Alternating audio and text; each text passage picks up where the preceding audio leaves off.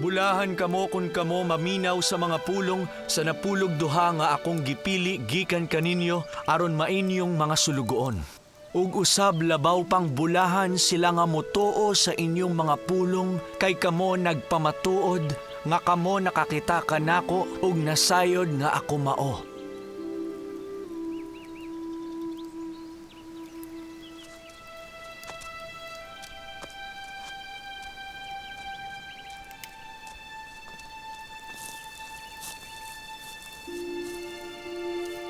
Bulahan ang mga mapaubsanon nga moduol kanako, kay ila ang gingharian sa langit.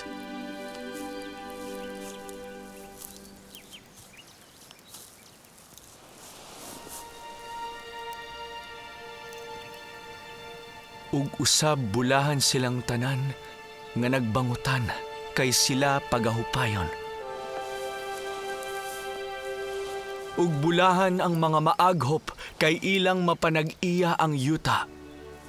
Ug bulahan silang tanan nga gigutom ug giuhaw sa pagkamatarong kay sila pagatagbaon sa Espiritu Santo.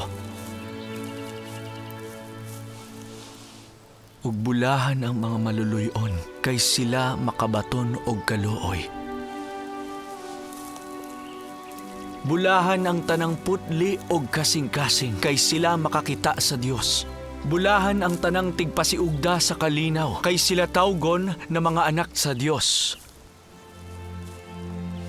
Ug bulahan silang tanan kinsa gigukod alang sa kaayohan sa akong ngalan kay ila ang gingharian sa langit. Bulahan kamo kon ang mga tao mopasipala ug mogukod ug musulti sa tanang matang sa bakak batok kaninyo.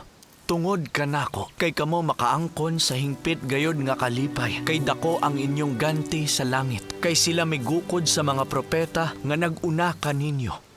Ako musugo nga kamo mahimong asin sa yuta. Apan kon ang asin mawad-an sa iyong lami, unsay gamit niini sa yuta? Ang asin wala na'y pulos, apan ilabay sa gawas, ug tunob-tunuban sa katawhan. Ako musugo nga kamo mahimong kahayag niining katawhan.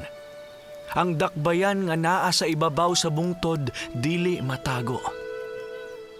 Ang dinagkotan nga kandila ibutang ba ilawom sa tadyaw? Dili, apan sa kandilero. Ug kini mo danag sa tanan nga naa sa balay. Busa ipadanag ang inyong kahayag at tubangan niini nga katawhan, aron ilang makita ang maayo ninyong buhat ug mohimaya sa amahan nga naa sa langit.